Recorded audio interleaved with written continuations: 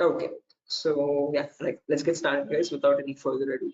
Before that, a quick formal introduction on my end. My name is Mohammed Shoaib, and I'm a cybersecurity trainer certified from EC Council.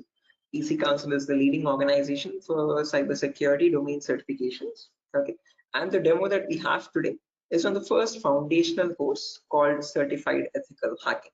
Okay, and the version of this course that is running at the moment is version 11, the latest one. Okay. So again, before we get started, this is a common question that I usually ask students, again, to understand their perspective on this topic. So again, guys, don't worry, even if you don't know the answer or if you're not sure about it, still just try to initiate, and let's keep the session a bit interactive and fun rather than just keeping it one-sided. So a quick sample question, like according to you, in your perspective, what do you think hacking is? Anyone? Again, guys, don't worry, I am not asking for any definitive answers or exact to the point answers. Whatever comes to your mind, okay, whatever you think hacking is, please let me know. Anyone?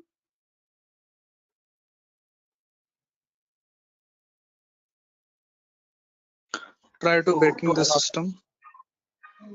Trying to breaking the system, is that breaking, right? I mean, did I get it right?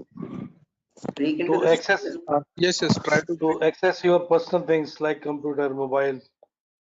oh, okay, trying to break into the Uh, system or access personal things. Unauthorized access to the system or a data. Unauthorized access to the system or data. That's a great answer. Again, all answers are perfectly right. There's nothing wrong with them. Perfectly correct answers.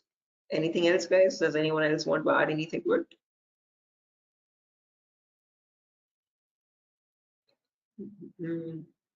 Right, perfect. No worries, guys. Thank you so much for those answers. Those are exactly right. There is nothing wrong with them. Okay, but if I had to just add upon that hacking, that definition, I would add it as hacking is the procedure of trying to gain access to information systems. Okay, these information systems could be anything. They could be from as small as a mobile phone to as big as a web application server or a database or the cloud organization as well. Okay, and this is done without the permission or without the consent and knowledge of the person owning those systems. Okay, so if those systems belong to a third party person, that person does not know that someone is trying to gain access to their information or the data. Okay, and this is usually performed by hackers for their own benefit. So once they get access to the systems, they can steal the data, destroy the data, or sell the data as well to other third party vendors. Okay. Now, depending on this definition, we easily understand that hacking is a malicious job. It is a criminalistic task. If it is such a bad thing to do, why do we have a course called ethical hacking is the second question. Because ethical is something which is legal, which is allowed.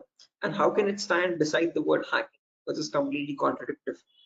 So to define ethical hacking, on the other hand, this is the procedure of trying to find vulnerabilities. Okay, a vulnerability is nothing but a flaw or a loophole in the information system. So usually manufacturers might make mistakes somewhere here or there in the coding of the application. Okay, so that gives rise to something known as weaknesses in the information system, or in technical terms, it is also called as vulnerabilities. Okay, and this vulnerability finding, or the process of trying to find these vulnerabilities, is done with the consent and permission of the organization. Okay, so this is done in order to report it back to the target, okay, or to the authority, so that they can apply the appropriate patch for it. And once a patch is applied, that vulnerability is closed. It closes the doorway for the hacker to cause any harm. So thereby, with ethical hacking, we're trying to increase the security of the organization rather than cause any harm. Okay. So that is the main difference, guys, between hacking and ethical hacking. Where in hacking, we are trying to find, again, the hacker tries to take advantage of those vulnerabilities and tries to get information access. But in ethical hacking, you're trying to find those vulnerabilities, you're trying to report them back to get them patched so that you can increase the security. Okay, so I hope these two definitions are clear, guys. Again, if you have any questions or if you have any queries, or if you want me to repeat something, please do not hesitate to let me know. Okay, feel free to interrupt me at any certain point. Okay, so now, depending on these two definitions, guys, of hacking and ethical hacking, we can categorize the types of hackers. So basically, there's three types. There's someone known as a black hat hacker, a gray hat hacker, and a white hat hacker. A black hat hacker can also be termed as a cyber criminal who performs hacking for his own benefit, okay, or sometimes even just for fun, without asking for consent. On the other end of the scale, we have the white hat hacker. Okay, white hat hackers are also known as ethical hackers or penetration testers. These are the people who abide by the laws and policies of the organization, and they work hand in hand with them to find the vulnerabilities and report it back. They do that so that they can secure the infrastructure rather than causing any harm. Now, in between, there's a third category, also known as gray hat hackers. Now, from the name itself, you can figure out they have some qualities of the black hat hacker as well as the white hat hacker, hence a mixture. Okay, so like a black hat hacker, they don't ask for permission before finding the vulnerabilities, but once they find the vulnerability, they report it back to the organization. Okay, and that is done in return for a bounty. A bounty is nothing which benefits them. It could be a financial reward or a reputational reward, anything which benefits them or their careers. Right. So all these three types of hackers, whether it be a black hat hacker or a gray hat hacker or a white hat hacker, they perform hacking or ethical hacking in a certain number of steps. Okay. And those steps collectively are called as hacking cycle or cyber kill chain.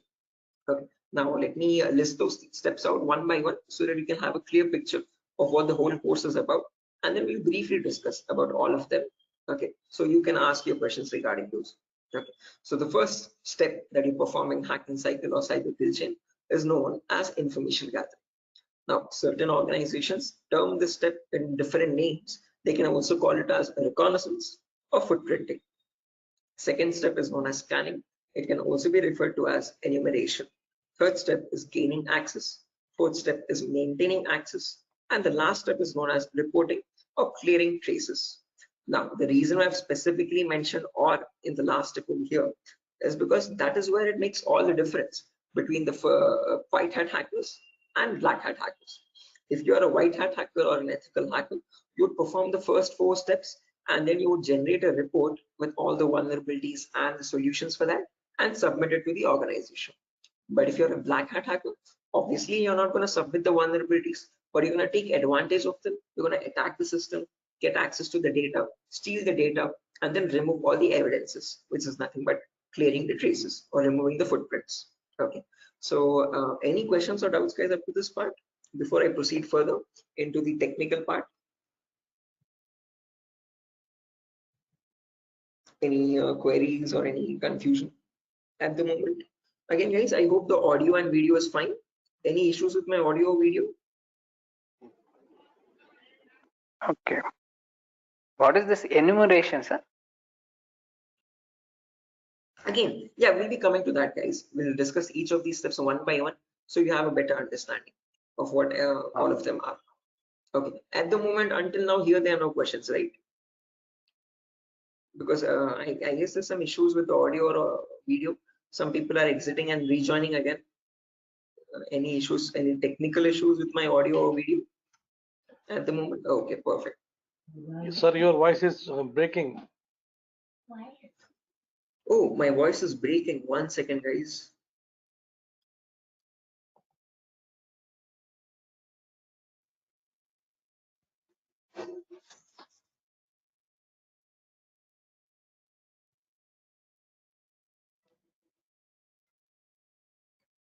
Okay, hello, 1 2 3, hello, 1 2 3.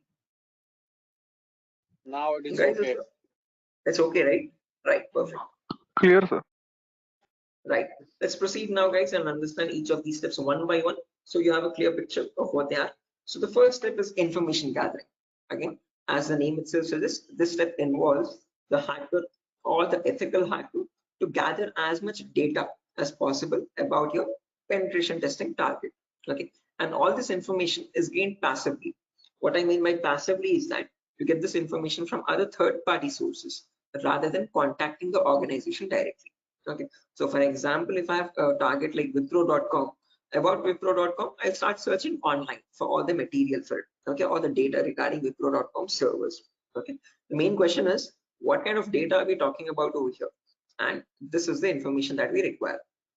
So firstly, we try to figure out all the IP addresses and the range of IPs used by the Wipro's main servers or the secondary servers.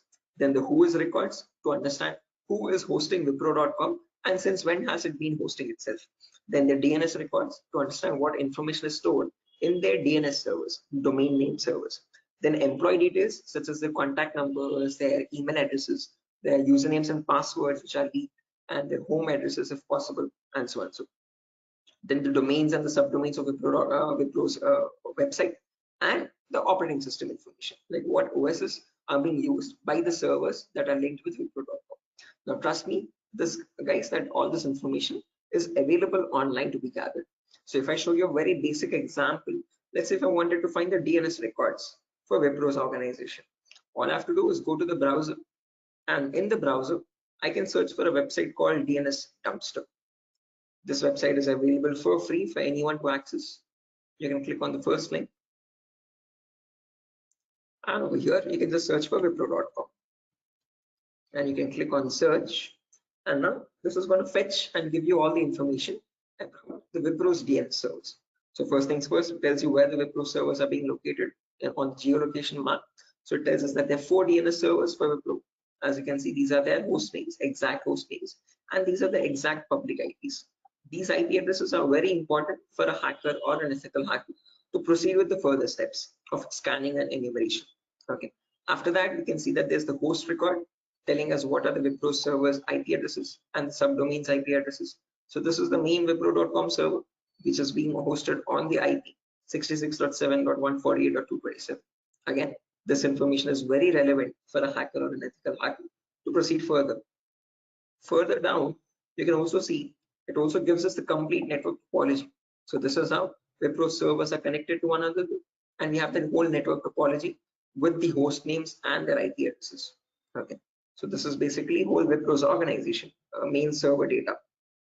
So again, this data is readily available, guys, for anyone to be accessed. That is not the vulnerability. Wipro themselves manually give out this data so that everyone around the world can access their servers. If this information is not given out, not many people will be able to access Wipro services and the website. Okay, the giving out of information is not wrong over here, but not checking if the information that you're giving is secure or not is the vulnerability. Okay, so we have to see that whatever Wipro is disclosing, all these servers one by one are completely secure. Okay, after information gathering is done, then we go to the next phase, which is known as scanning or enumeration. Now, one of you asked me what scanning or enumeration is. This is nothing but trying to get some extra information about the target by making active connections. What I mean by active connections is that you will directly connect to Wipro servers, and from them you will try to fetch the information. Okay. Similarly, when we talk about enumeration, that is about gathering as much information as possible about all the services that are running on the target organization. So in a Wipro's organization, you might have DNS servers, DHCP servers, SNMP servers, Telnet servers, SSH servers. These are the multiple servers, multiple web servers, or multiple other organizational servers. So about each of that server, you need to get information, like what version of services are they running and what applications are they running. So enumeration is trying to gather information about all the servers one by one by making active connections with them. Okay, so you're directly going to ping those servers and you try to fetch the information from them directly rather than contacting any third-party organization. Now, when we talk about scanning or enumeration, there are 3 types of them. There's something known as network scanning, then port scanning, and then finally vulnerability scanning. In network scanning, we can try to figure out on the target network what all devices are active. Okay, so what operating systems are they using, what servers are available, what client operating systems are there. So trying to understand what all devices are they using, IDS, IPS, routers, switches, what all devices are there. On those devices, then you perform port scanning.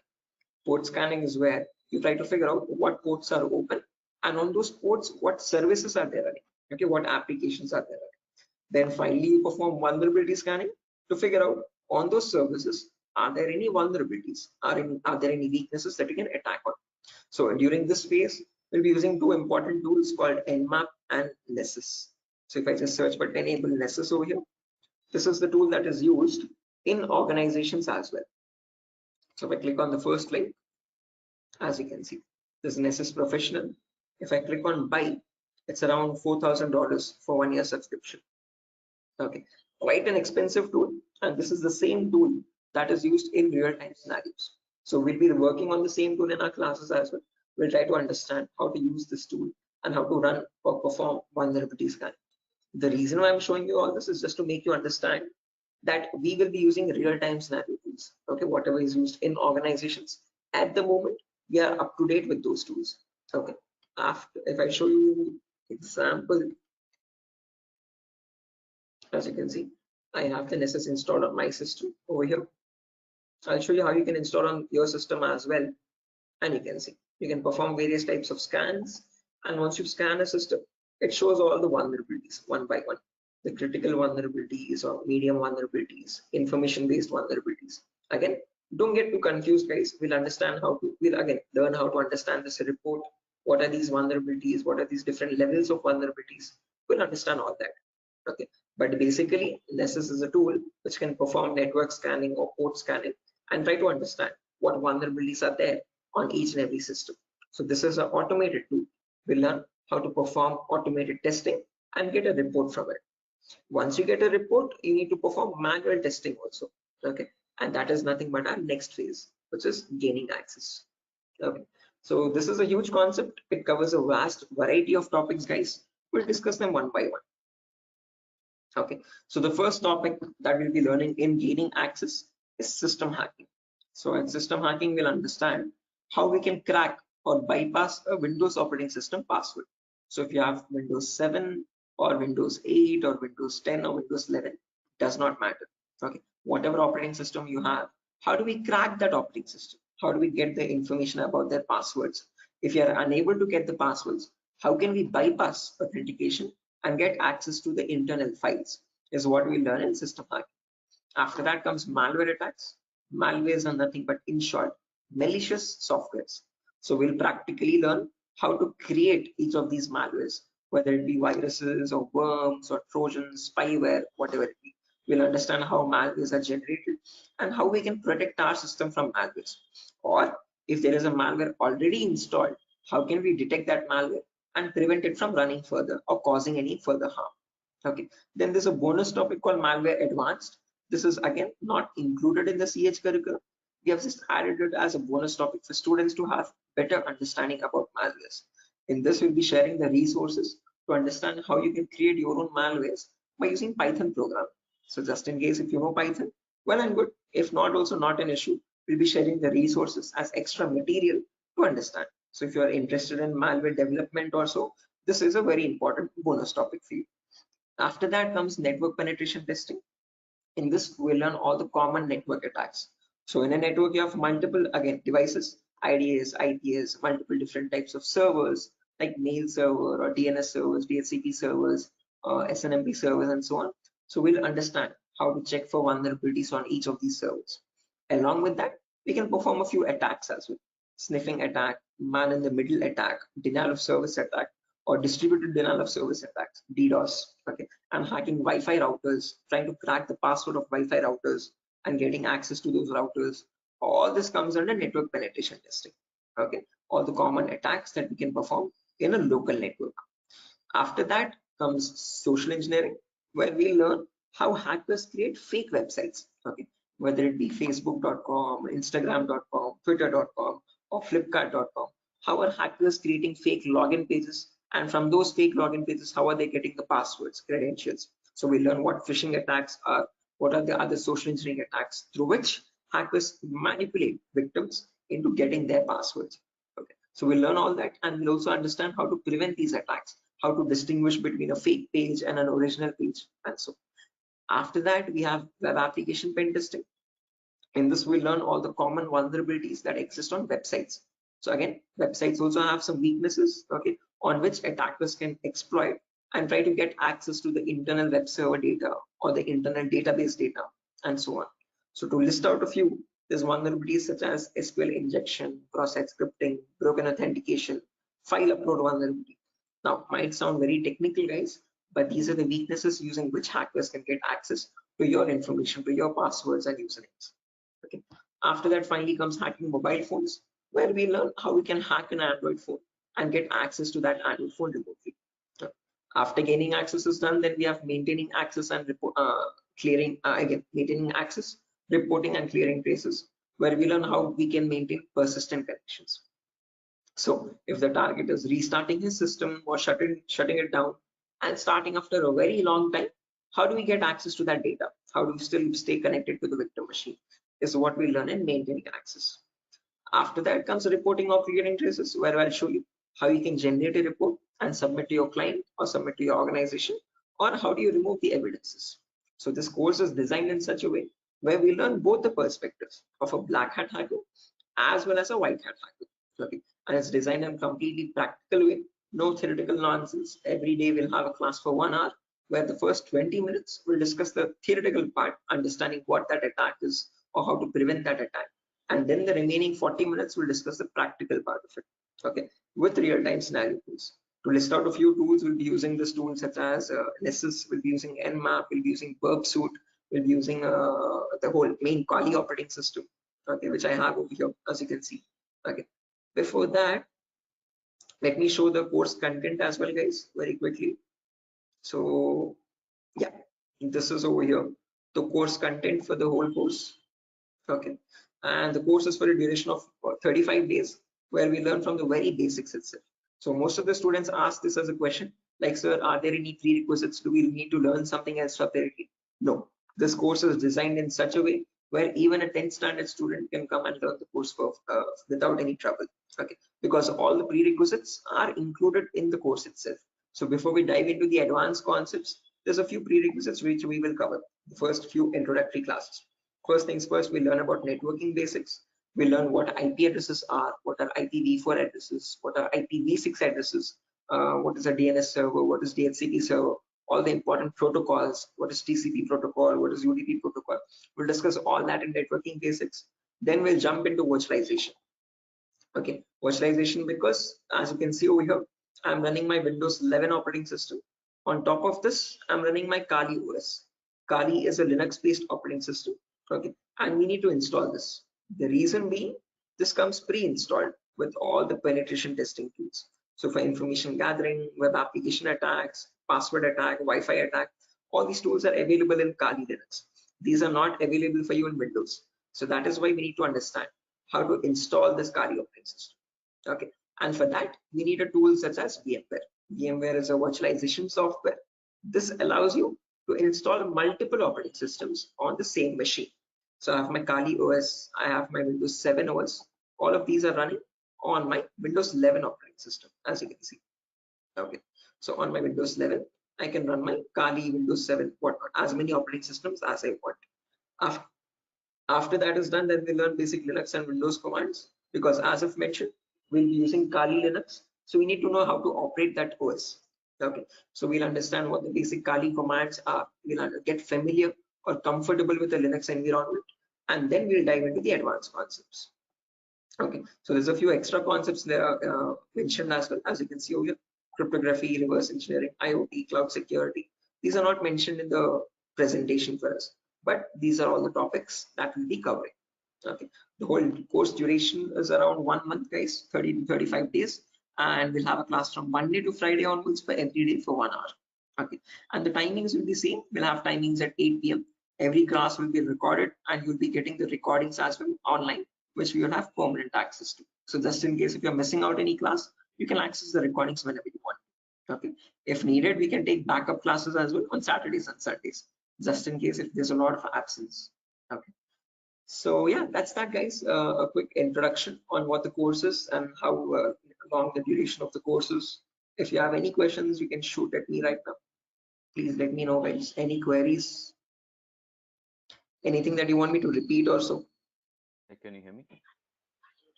Hello. Yeah, hi.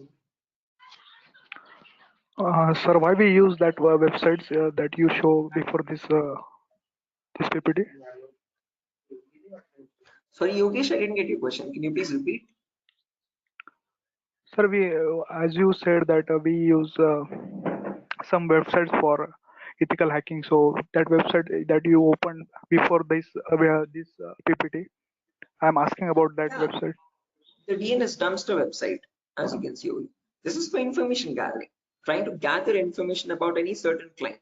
So before we perform hacking, it's very necessary that we know all the data about that organization or the data about that target.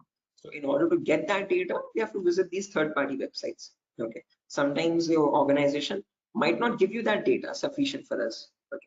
That is why we need to gather that information from other third-party sources, websites like DNS Dumpster and so on. Okay. The more the data you have, the more possibilities you have to attack the system. Okay. The more attack vectors you can find or possible paths you can find to attack the system. Okay. So that is why it is necessary to access these websites and get the data about our target from these websites. Okay, okay, so understood. Right. Any other questions, guys?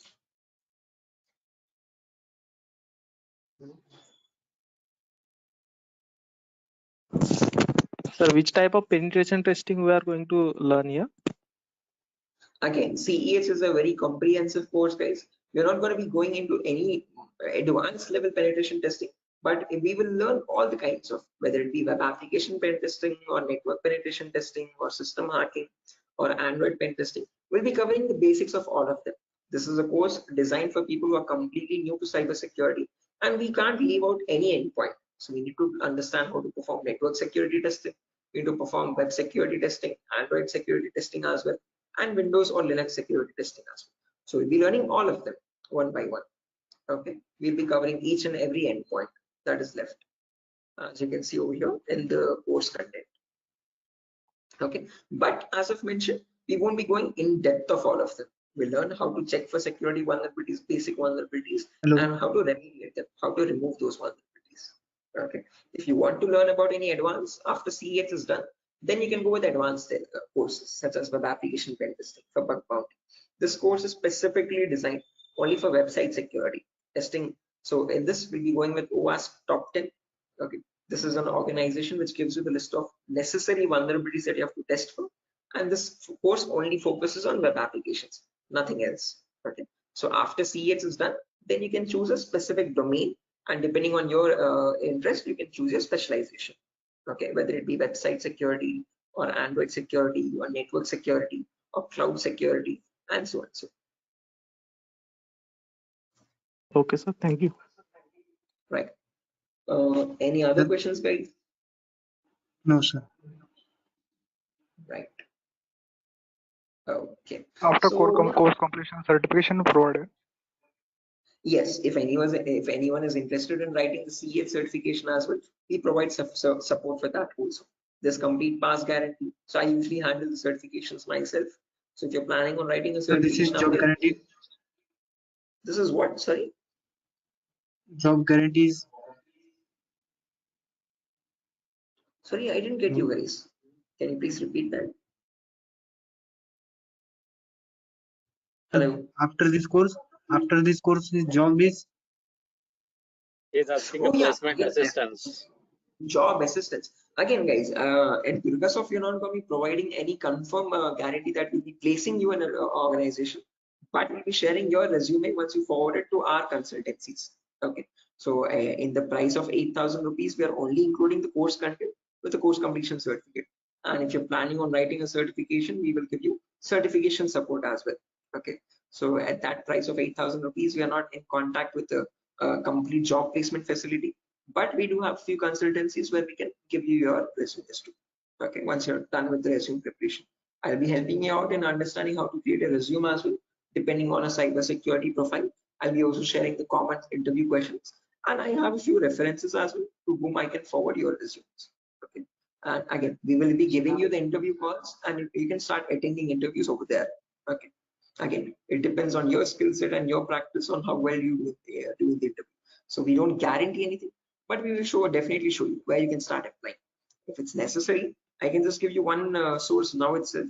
You can, after your course is done, this is the common website that I usually suggest for students, jobs.null.community. This is a website only specifically for cybersecurity job roles. Okay, nothing else. As you can see, null jobs. This is the website. Okay, and these are all the different domains, and you can start searching over here. So if you're a complete fresher, just click on freshers or internships, and these are at the moment these are the available placements. Okay, so for internships, okay, if you're not into internships, you want a specific job role, you can start applying for VAPT, vulnerability assessment and pen testing. These are the ones at the moment for cybersecurity. After the course is done, you can start applying over here also. So this is one website that I suggest to most of the students once the course is done, so start applying for jobs. Okay, so again, how well you do, it depends on your skill set and your practicing, guys. Okay, and this website is specifically only for cybersecurity jobs, nothing else. Okay, any other questions, guys? No, sir. Thank you. Right, again, if you practice properly and if you're done with the course, guys, and if you're thorough with all the concepts, getting a job in these portals is not that tough. Okay, there's a lot of students from our previous batches as well who have searched for jobs in this nuns.job.co.in, and they found their internships and their jobs. Okay, so again, as I've mentioned, once you sit for the interview, it's all on you. Okay, so it depends on your preparation of how well or bad you do. So we can't guarantee anything, okay, because that's on your skill set, but we can at least show you where you can start applying for jobs.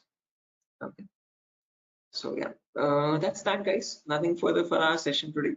And yeah, if you have any queries, again, over here is my number, just in case if you have any queries, technical queries, you can let me know. This is the number over here, 7680069. Hello. Hello. Yeah, I can hear you. Prabin, I can hear you. Yeah. So I just wanted to know. Actually, I'm a working professional. I'm Right. I'm working on the front end side, but wanted to move into this domain. So, what suggestions could you, give me on that side? Again, same, I would recommend if you're completely new to this domain, go with Certified Ethical Hacking, CH version 11. This is a foundational Okay. course for people completely new, so you'll be learning everything from scratch. After that is done, if possible, if time and financial permits you, you can write the certification as well from EC Council. So there'll be a CH examination for 125 questions. Okay, and if you give 75% of them right, you get certified from EC Council. You get a certificate from the US organization. Okay, so that adds edge to your resume. If not, if you are not, again, certification is quite costly. It's around $500. So if you're not planning on writing the certification, I would recommend doing some extra advanced courses as well after CH is done, and then add that at least to the resume to build some edge again. Okay. Okay. And is there any coding involved here, or is it into completely into, the No, security part? not at all. In CEH, you don't have any requirement for coding level language. But if you're planning on going for some advanced courses like web application pen testing or mobile security testing, there you might need to have some basic knowledge. Okay. So when we talk about web application, it is necessary that you have basic knowledge on HTML and JavaScript. Okay. But when we talk about CEH, the foundational course, for this we have no requirement for any coding level language knowledge. Okay. And what kind of roles we can apply after the completion of this course? Like someone is if having 5 years of experience and he has transited into this particular cybersecurity, what kind of roles would be available? Again, as you can see over here, these are the roles that you can start applying for. VAPT assurance lead, VAPT senior security analyst, cybersecurity consultant. These are all the job roles. Penetration tester, security analyst, or monitoring job roles, and so on. Vulnerability Okay. assessment tester. These are the job roles you can start applying for. Okay, cool. Thanks. Right. Any other questions, guys?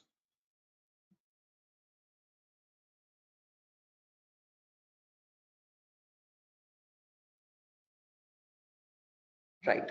Assuming there's no more questions, guys. So yeah, that's that for a session. Nothing further. Again, we'll be starting the course from Monday onwards, guys. Tomorrow and day after tomorrow, we'll be having the same demo. So just in case if you have joined late also, you can join tomorrow as well at the same time. And if not, you can directly join the course on Monday. Okay. If you have any further technical queries, guys, here's my contact number as I've mentioned already. Although if you have any queries regarding the course date or again course fees regarding that, you can contact the institute. Okay. So yeah, that's that, guys.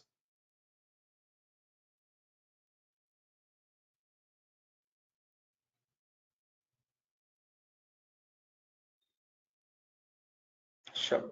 So I'm gonna be exiting, guys. I hope you have enjoyed the demo. And yeah, if there's any queries, please do let us know how we can help you. Okay. Have a good day, and I'll see you soon. Bye bye.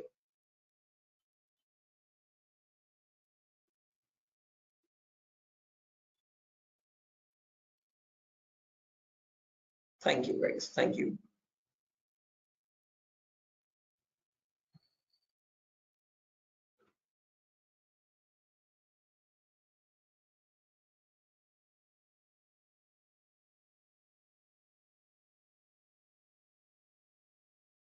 Okay. Hello, guys. Can you hear me now? Biswajit Singh, Rakesh, Ravikiran, Maman, Shiva, Sujata. I hope I'm audible now, guys. Yeah, Biswajit. Can you hear me now? Yes, we can. Right, perfect. So let's just wait for 2 more minutes, guys, for the other people to join as well. And then we'll be starting the session. Until then, if you have any queries or if you have any questions before we start the session, you could please let me know.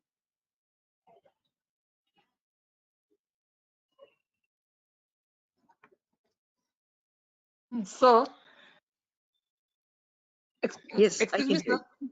Yeah. So is this the same demo was on Sunday? Yes, the same demo itself, guys. Oh, okay. I have attended on Sunday, so I thought it would be some different or what. No, Okay. it's the same demo, guys. A shorter version of that same demo. Again, we'll be starting the live classes, or the course is going to start from Monday onwards. So just in case we're planning on joining the course, you can join from Monday. The first class will be on networking concepts. Okay, thank you, sir. Tomorrow as well, we'll have one last demo. So Thursday and Friday, today and tomorrow will be the last demo sessions, just in case if students have missed out the previous demos, they can join. That's one last chance for them. And then from Monday, we'll be starting the course itself. Yeah, okay. So just in case, guys, if there's anyone who has already attended this demo session, again, just a heads up, this is going to be the same demo. It's not going to be any different from the previous ones. Okay, this is just backup sessions or backup demos for people who could not join earlier. Okay. Okay. Thank you, sir. Sure.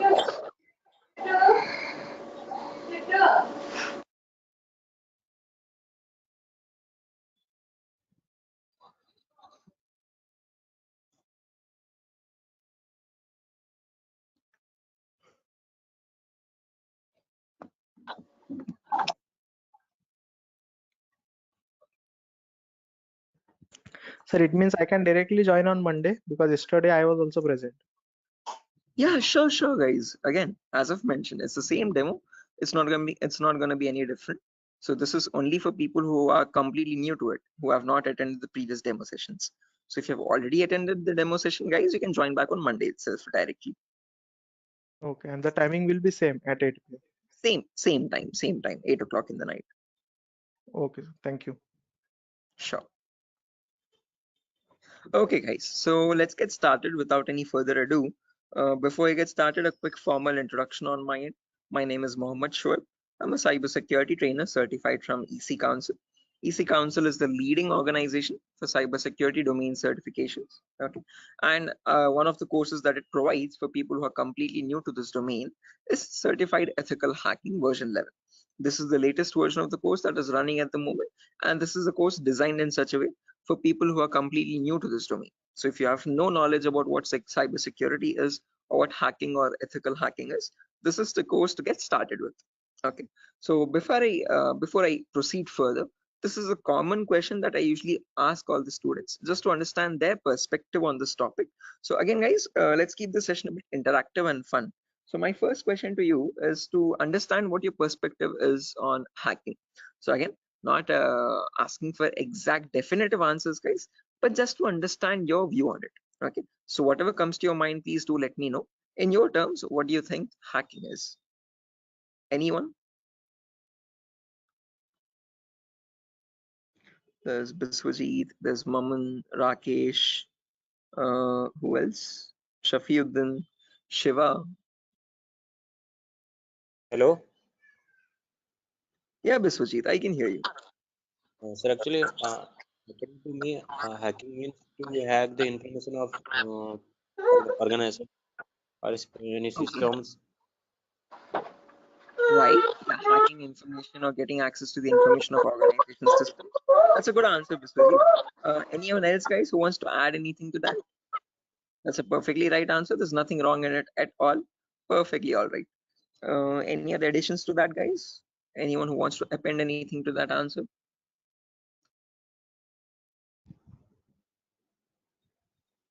Okay, no worries. Shiva, you were about to say something? Your mic was unmuted for a while. Did you have an answer? Okay, no worries, guys. So let me just add on with Biswajit's answer. So if I had to define hacking on, depending on using on his words itself, hacking is nothing but the procedure of trying to gain access to information systems. Okay, now these information systems could be anything.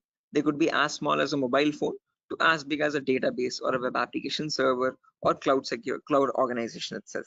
Okay, and this gain access to these devices is done without the permission and the consent of the person owning those systems. Okay, so the organization who owns those systems has no clue that someone is trying to gain access to their data. Okay, and this is usually performed by hackers for their own benefit. So once they get access to the data, they can steal it, they can destroy it, or sell it on the dark web to other third-party vendors. Now, if hacking seems such a malicious job, why do we have a course called ethical hacking? Is the second question. Because ethical is something which is completely legal. And how could hacking become legal now? That's the main question. So when we talk about ethical hacking, on the other hand, guys, this is the procedure of trying to find vulnerabilities. Okay. A vulnerability, in simple terms, can also be called as a weakness or a loophole in the information system. And using these weaknesses only, hackers try to get access to the target informations, target information systems data. Okay, so your job as an ethical hacker would be to find these vulnerabilities before a hacker does, and this is done with the consent and permission of the organization. So once you find these vulnerabilities, you have to report it back to the organization so that they can apply the patch for it. And once a patch is applied, you're thereby increasing the security of infrastructure and preventing hackers from causing any further harm. So with ethical hacking, you're trying to increase the security and make the infrastructure much more secure and stronger compared to what hacking is. Okay, where you're trying to exploit vulnerabilities. Okay, so you see, are these two definitions clear, guys? Like what is hacking and what is ethical hacking, and how are they different from one another? Because most of the students have a misconception that both these terms are one and the same. No, guys, we're not going to be performing hacking.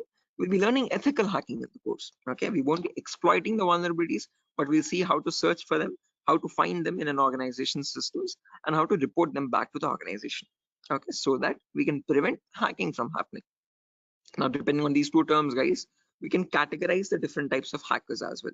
So we have someone known as a black hat hacker, then we have someone known as a white hat hacker, and in between there's someone known as a gray hat hacker.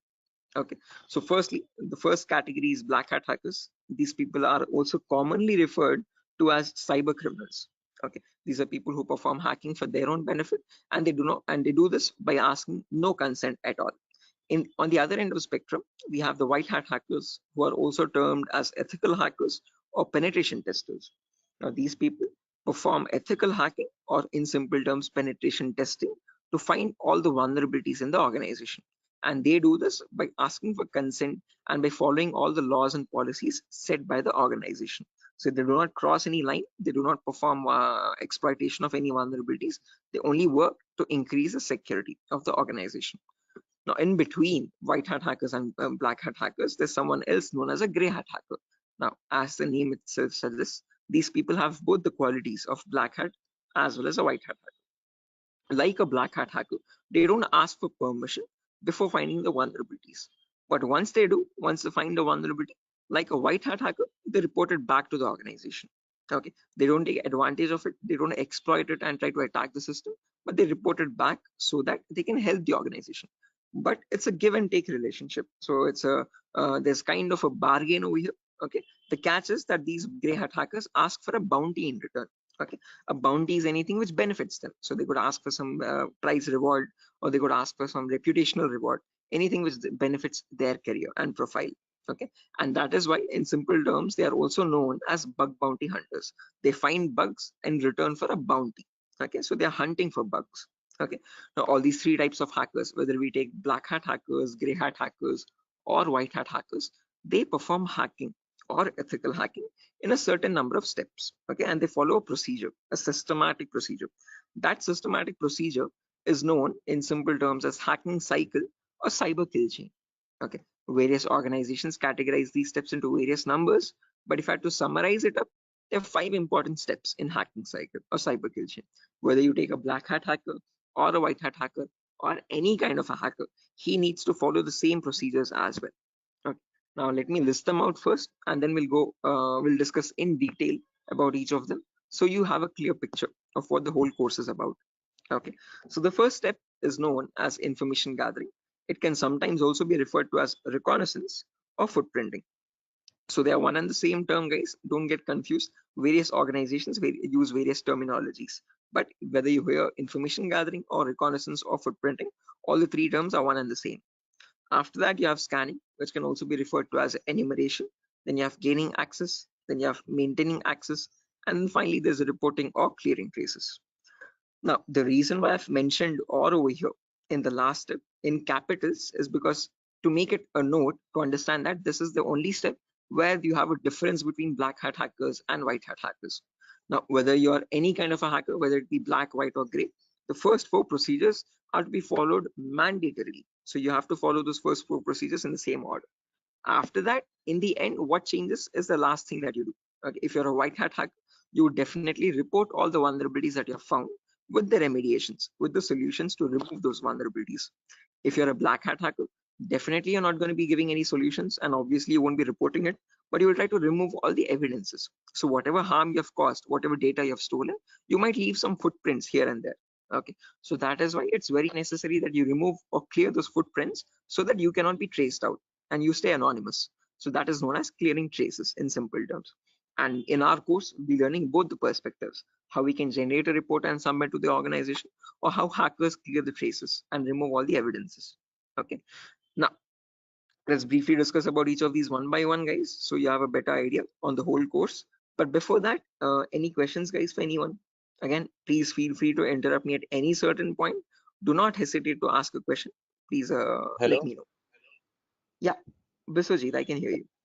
sir, is this class is getting recorded? Yeah, this will be recorded, definitely. Every single class that we take will be recorded and it will be uploaded to the Google Drive. So even once we start our course as well, the whole duration of the course, every single day we'll take a 1 hour class, and each class will be recorded and uploaded to the Google Drive. So that Okay, just sir. in case if you're missing out, if you're absent for a session, you can access the recordings whenever you want to. Okay, okay, sir. Actually, from the starting, you told about hacking and ethical hacking. So, Mhm. could you please briefly tell me? Hacking means like you're hacking the particular cadence, some credential information, like something personal information you are hacking. But ethical hacking was that. Oh, I did not get it properly. Good question. Again, Biswajit, when we talk about hacking, this is something that cyber criminals perform. Okay, hacking is where you're trying to get access to information devices. Okay, and using those information, what you do with that information defines what kind of hacking you do. Okay, so in ethical hacking, we are trying to understand how hackers are hacking that information. So what are the procedures are they following, and how are they actually finding that vulnerability, and how are they checking for those vulnerabilities on the systems? Okay, so we as ethical hackers try to find those same vulnerabilities that hackers use, and we try to rectify those vulnerabilities. We try to apply the patches for them. Okay, so just That, like that, how that, hackers do it, we are going to do it that in an means ethical manner. Yeah, okay. That means, sir, if a hacker is trying to hack some particular information, and the ethical hackers are there to prevent that through their coding or whatever the algorithms. I think. exactly. Again, in simpler terms, it's not about algorithms and stuff, but it's about the source code actually. Okay, so whatever it is known as a vulnerability. A vulnerability is a weakness or a misconfiguration of the system. So ethical hackers do the job of finding those vulnerabilities before a hacker can cause any harm. Okay, and once the vulnerability is found, they disclose it to the organization, and organization will remove that vulnerability so that your systems are secure. Okay. Sir, then although you told about the black hat hackers, Mhm, red hat, and gray. So what are the mhm. what are the job responsible of the three hackers? Again, yeah, I'll be coming to that as well, Biswajit. So when we talk about ethical hackers, we have a certain few job roles that we can apply for. I'll be discussing that at the end of the class. Okay. Until this part, any questions or doubts? Okay, hacking cycle. And you information gathering, scanning, information. You will tell detail about this chapter, I think. Right now, yeah, that's the main thing to do right now. I'll be doing that now. Okay. Sir, you continue. Sure. Right. Anyone else, guys, who has any other confusion or any issues with the clarity? Mamun, Shafiuddin, Shiva. Right. Okay. Now let's briefly discuss about each of these terms, guys, one by one, so that you have a better picture of what we are going to be discussing in the course as well. Okay. So the first step is information gathering. Okay. As the name itself says, information gathering is nothing but trying to gather as much data as possible about the target organization. So if we take a client, for example, Wipro.com, for the time being, we need to gather information about Wipro servers. Okay. Now the main question is, what kind of information are we talking about over here? And this is the information as follows. Okay, so we try to gather information such as the IP addresses or the range of IPs used by the Wipro servers, then the who is records to understand who is hosting Wipro's website, and since when it has been hosted, when was it last updated, when will it expire, then the DNS records to understand what data is stored in the DNS servers, then employee details such as the contact numbers, email addresses, usernames and publicly leaked passwords, and domain names of the Wipro.com, subdomains of Wipro.com, and operating systems. So what OSs are they using in their organization? So if I give you a very basic example, I can just go to my browser, and in the browser I can search for a website called DNS Dumpster. This is a common website that I usually show in the demo sessions. So if I search for DNS Dumpster, I get the first link. Now this is an example of information gathering. So you're trying to gather information about Wipro.com from other third-party sources. So right now in this step, we are gaining information passively. What I mean by passively is that we are not contacting Wipro.com directly, but we're trying to gather information about Wipro.com from other third-party sources, such as DNS Dumpster. Now when I click on search, I can notice this gives me all the information about Wipro's DNS servers. Okay, so at the moment Wipro has 4 DNS servers with these host names and these exact public IPs. So these IP addresses are very important for a hacker or for an ethical hacker to proceed further in the further steps of hacking. Okay, after this information is given out, we can see the mail servers, we can see the DNS servers, we can see all the host records, which are nothing but the main servers of Wipro.com, the main domain name and the other subdomains, and their exact public IPs. Scroll down much further and you can see the whole complete network topology. So this is how Wipro's servers are connected to one another. Okay, so these are all the servers of Wipro. Okay, the main domain and all the subdomains, and the mail servers also, mail or DNS servers. Okay, so this gives us complete information of all the endpoints that you have to test for complete security of Wipro. Okay, now this information is given out by Wipro itself. It needs to be given out. It is mandated so that people can access their services. Okay, what that is not the vulnerability, guys. Giving out the information is not the vulnerability, but not checking if each of these endpoints are secure or not is the vulnerability. So a pen tester or an ethical hacker needs to check for each and every endpoint and see to that that on each of these servers there are no unnecessary ports running or unnecessary services running which are having vulnerabilities. Okay, so now next comes the scanning phase. So after you gather information like this about a target organization, then we go with the scanning phase. Okay, scanning is where we get some extra information by directly contacting the servers. Okay, so to gather more information by making active connections with the direct target. So in this phase we'll be using 3 types of scanning. There's network scanning, port scanning, and vulnerability scanning. In network scanning, we try to figure out on the target network, on the target organization, what all devices are being used. So if we take Wipro for example, in Wipro's company or in Wipro's office, what all devices are being used, what servers are they using, what firewalls are they using, what IDS, intrusion detection systems or intrusion prevention systems are they using, and what all services are they using, DNS, DHCP, and so on and so. Okay, once we know that, then we perform port scanning to figure out all the services as well and their version details. So if they're using DNS service, what version of DNS are they using? If they're using mail services, what mail services are they using and what versions are they? Okay, finally perform vulnerability scanning to find the weaknesses on those servers. So if there's any application with an inbuilt weakness, or if there are any misconfigurations like weak password or default unnecessary ports open, all that comes under vulnerabilities. So we scan for vulnerabilities by using some automated tools. Okay, so if I go to the browser now, I can show you one of the very important tools, which is Tenable Nessus. So this is the same tool that is used in organizations, guys. As you can see over here, quite an expensive tool as well. If you click on buy, You can say it's around $4,000 or so for 1 year subscription, and we shall be using the same tool in our lab setup in our classes. So let me show you how the tool looks like. Admin password. Yes. So again, default password, default credentials, policies, scan templates. So this is how your Nessus tool looks like, guys. So this is capable of performing your network scan or port scan or vulnerability scan, and gives you the list of vulnerabilities. So once you perform a scan, it shows you in your network whatever devices are there, what vulnerabilities are there on those devices. So it categorizes the weaknesses on the system in 5 levels: information, low, medium, high, and critical. So if a company has any critical vulnerabilities, it means hackers can easily get access to their servers. Okay, so we'll understand how to perform vulnerability scanning, how to know if a system has any vulnerabilities, and if hackers can hack their organization so easily. Okay, if they can hack, how do we provide the solutions is also what we learn.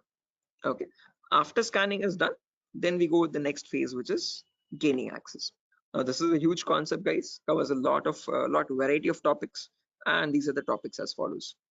Before I proceed further, any questions or doubts up to this part, guys, in information gathering or scanning?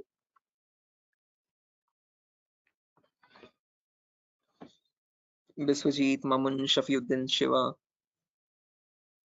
please do not hesitate, guys. If you want me to repeat something, I will definitely do. Sir, I sir, hope, yeah. sir, please repeat that first part. Which one? Like before gaining access, you told us some gathering information. Like I understood that what if their system in vulnerability in the system, so hackers are easily hack that system. So I understood somehow. Oh yeah, in information gathering, again, Biswajit, as I've mentioned, we try to gather information from other third-party websites. So there's websites like DNS Dumpster, Hunter.io. So from other third-party sites, we gather information about the target. After that, then we perform scanning. So we directly get access to target servers or whatever target it is, whether it is Wipro.com or so and so. Okay. And in their target organization, we perform the scanning to figure out in their network what devices have what vulnerabilities. So in my local network, I have scanned for 3 devices, and in each of these devices, I can see the weaknesses on each system. Okay. Tells you what the weakness is. Okay. If there's an unsupported OS, what is the solution to remove that vulnerability, and what can be performed with that vulnerability. So this scanning tool gives you that up-to-date information. Okay, so this is all this all comes under automated vulnerability scanning. Okay, so this is something that you always perform in an organization to test for vulnerabilities on different systems. Okay, it is software. Yeah, it is a software. This is the Nessus tool. The Nessus tool is nothing but a software that we have. Okay, sir. Okay. Right. So this is the same tool that is used, the same software that is used in organizations as well. Okay. And we'll be running in real-time scenario. Whatever tools that are being used, we work on them in real time.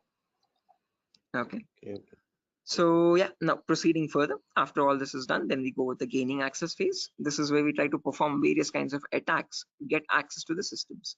Okay. Once we perform the scanning, once we know that these are the vulnerabilities on which you can attack on, next part is nothing but to attack directly, which is nothing but penetration testing. So in this, as I've mentioned, there's a huge set of topics. Okay. So let me discuss them one by one. So first topic that we'll be discussing is system hacking. So in system hacking, we learn how we can hack or crack or bypass a Windows operating system password. So whether it be Windows 7 or Windows 8 or Windows 10 or Windows 11, doesn't matter.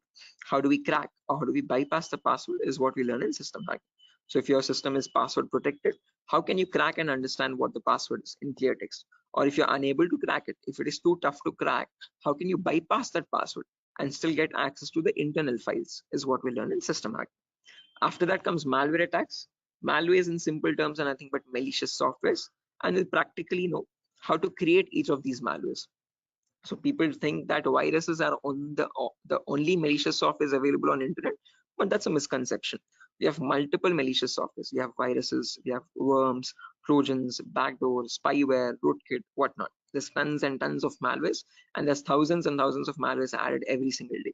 So we'll practically learn how to create each of these malwares and how to prevent our system from getting attacked by these malwares, or how to detect for malwares on our system. Then comes network penetration testing. Okay. in network pen testing, we learn all the common network vulnerabilities. Okay, so in an organization, in a local network, there are multiple services. There's DNS service, Telnet service, SMTP service, DHCP service. These are all the services or protocols used in a common organization. So we learn how to test for weaknesses on each of these servers. And after that, we'll also learn how to perform network attacks like sniffing attack, man in the middle attack, DOS attacks, or hacking Wi-Fi routers and cracking Wi-Fi router passwords. All this comes under network pen testing. Then comes social engineering, where we learn how to crack passwords from websites. Okay, so how do hackers make fake login pages, Facebook page, Instagram page, or a Flipkart login page, bank login pages? How do hackers get your passwords from these pages? Okay, how can they create fake login pages and send them to the victims and perform phishing attacks? All this comes under social engineering. Then finally comes web application pen testing, where we learn all the common website weaknesses. Okay. Is this useful for SOC analyst role? Yeah, Shafiuddin. We'll be discussing a very basic tool called Splunk as well. That is very important for your SOC analysis role. Okay. SOC is nothing but Security Operations Center, guys, just in case if anyone is confused. Okay. In SOC job roles, we usually see how to monitor and detect threats. Okay. Threats are nothing but attacks. Okay. So for that, we'll be discussing a very basic tool, a very important tool actually, but the very common tool used in SOC, which is Splunk. So this course was helpful for that as well. Shafiuddin. Okay, now after that, coming back to our topic, guys, as I've mentioned, we'll be discussing web application vulnerabilities, where we learn all the common website weaknesses. Now again, this might sound a bit technical, guys, okay, but these are a few common weaknesses that exist, such as SQL injection, cross-site scripting, broken authentication, file upload vulnerability, and so on. So these are the weaknesses that hackers use to get access to the web server, okay, or the databases in the backend. Okay, after that, we have hacking mobile phones, where we learn how to hack or crack an Android application phone. Okay, so how do we use Trojan attacks and get access to the Android phone remotely? Okay, after this is done, then we have two small topics, which are maintaining access and reporting or clearing traces. So this is the most important concept, guys, gaining access. After that, we need to know how to maintain persistent connections. So how do hackers maintain a connection even if the system restarts? Okay, is what is known as maintaining persistent connections. After that, we have reporting or clearing traces, where we'll see how to generate a report and submit to the organization. Or if you're a black hat hacker, how do they remove all the evidences? How do they clear the traces? Okay. Now, since not everyone is from a technical background or might not be from a technical background, we will discuss a few prerequisites as well. Okay. So the course is designed in such a way where you don't have to learn anything separately from outside. So if this is in a way to even a 10th standard student to understand this course in a simple and sufficient manner. Okay, so before we dive into all the advanced concepts, we'll be discussing these 4 prerequisites or 4 to 5 prerequisites. So first we'll learn basically what ethical hacking is, or how is it different from hacking. Then we learn virtualization. Okay. The reason why we need to learn about virtualization is because we'll be using a tool called VMware. So as you can see on my desktop, this is my Windows 11 operating system, and on this I have my VMware application. Okay, this VMware allows me to run multiple operating systems on one single machine. Okay, so as you can see, I can run my Kali OS, I can run my Windows 7 OS, Ubuntu OS, and so on. So, okay, the reason why we need virtualization is because we need to run something known as Kali Linux. This is a Linux operating system, guys. Okay, and this is very important for us because this comes pre-installed with all the penetration testing tools. Okay, for hacking tools or ethical hacking tools. As you can see over here, there's information gathering tools, there's web application testing tools, there's password attacking tools, Wi-Fi attacking tools, and so on. So these are the tools that specifically come only with Linux OS. Okay, they're not available in your Windows operating system. So that is why we need to know how to install this operating system and how to use this out. Okay, again, one good thing is this is completely free and open source.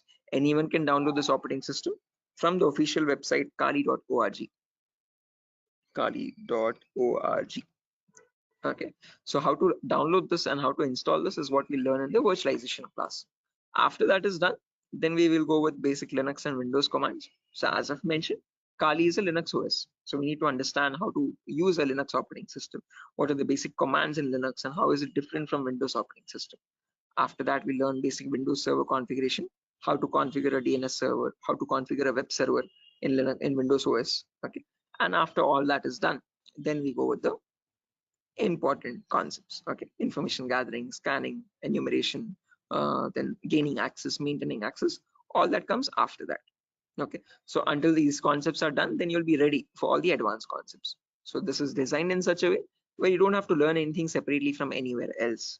Okay, so after that, again, there's a few bonus concepts as well, guys, such as cryptography, reverse engineering, IoT, cloud security, Splunk. So these are not included in other institutes. Okay, these are a few concepts that we have specifically designed in such a way so that you can proceed further and learn advanced courses as well if you're interested. Okay, so yeah, that's that, guys. Again, one last thing, the whole course is for a duration of 1 month, where you'll have classes from Monday to Friday every day for 1 hour. Okay, and every class will be recorded and it will be uploaded to Google Drive. So just in case if you're missing out any classes, you can access the recordings as well. Okay, so yeah, that's that, guys. Any questions on your end? Yeah, Biswajit, you were asking me one question, asking about the job roles, I guess. So once you're done with the course, you can start applying for job roles like SOC analyst, vulnerability assessment tester, or penetration tester, or again, security engineer, and so and so. Okay, so these are the job roles that you can apply for once you're done with the course. Actually, I have taken this course and I was just learning this course just to get a job in that ethical hacking, like information security and in any IT company. So actually, sir, as I came to know that, sir, is there any like coding algorithm required to just like to do such kind of activity in Good ethical question. hacking? Great question. This is a very common question that is frequently asked by students, that do we need any coding knowledge required for this course? Definitely not. So, sir, in CEH we will be discussing again. We will be primarily focusing on Linux operating systems. So we need to know how to use a Linux OS properly. Okay, so that is the only requirement which we will be learning throughout the course. Okay. Other than that, you do not require any coding level language knowledge at all. Okay, so coding or development knowledge is not at all necessary. Wherever it is, we will be discussing that basic necessity of it. Okay, so there are certain topics where we have a topic called malwares. So in this we learn how to create malwares. Okay, so in that one topic will require basic coding language knowledge, but again, that itself I will myself be teaching it. Okay, so you don't need to learn anything separately from anywhere else. And other than that, this one topic malware, we won't be using coding language at all anywhere. Mhm.